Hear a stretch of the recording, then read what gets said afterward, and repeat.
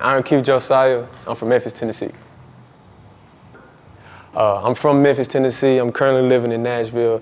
That's kind of where I base myself out of. I try to work in my house, in my living room as much as possible. I get invited to people's studios all the time, but that's kind of where I like to work the most, is in my own space, in my home, whenever I can, and whenever I want to. And like I kind of need the freedom of space to kind of sit for a minute and then work on a piece, kind of sit for a minute, take a breather, and then work again. So I love working out of my own home. I think it was just came from me needing a little bit of time with my work.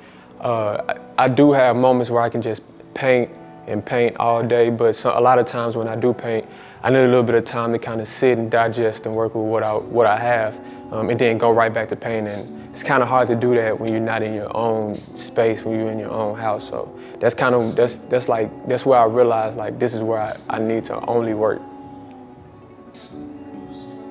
I really use what I use because I just need what's readily available. That's what I'm used to.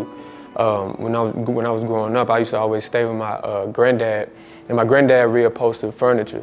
So I would always be in his workshop, and he would always give me like his fabrics to work with, his papers, his markers, color pencils, chalk and everything, and I would kind of use that to just draw and paint and write stuff down. So as I got older and I started developing as an artist, I kind of stick with that same principle where I just use what's readily available. I do it on t-shirts, do it on bed sheets.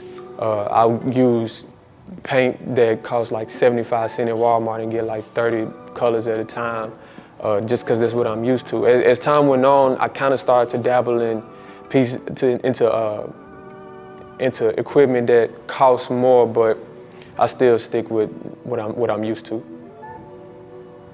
My main process was like the appreciation, the love, and kind of what it means to people. And I'm fascinated with the concept of love and how it makes people feel, how people express it, the different facets of love. You got platonic, you got romantic, friends, family, relationships.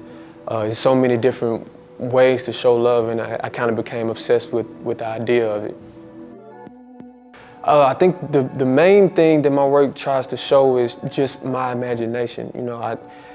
I know it seems very anticlimactic, but I really just make what's on my mind. It's just it's my imagination. It's the conversations that I'm having with myself. And when I finish a piece and I show it off, I just kind of invite people to the conversation. I let them pick apart what they think, what they like, what they don't like. But it's all my imagination. It's all what I find interesting. It's all just the conversations that I'm having with myself. I think this project really works for me because I have a fascination with words. I love words. I love what they mean. I love the art of words. I always, whenever I'm working on a piece, a lot of times I struggle trying to say what I want to say without using words, and then I just tell myself, like, just say it. Like, just say the word remorse. Just say the word love. Just write down what you think. And when I do that, it kind of helps me express and get the imagination out because I've used the words that I want to use. But I love words, and I love the different meanings and where they come from and the different ways to say one thing.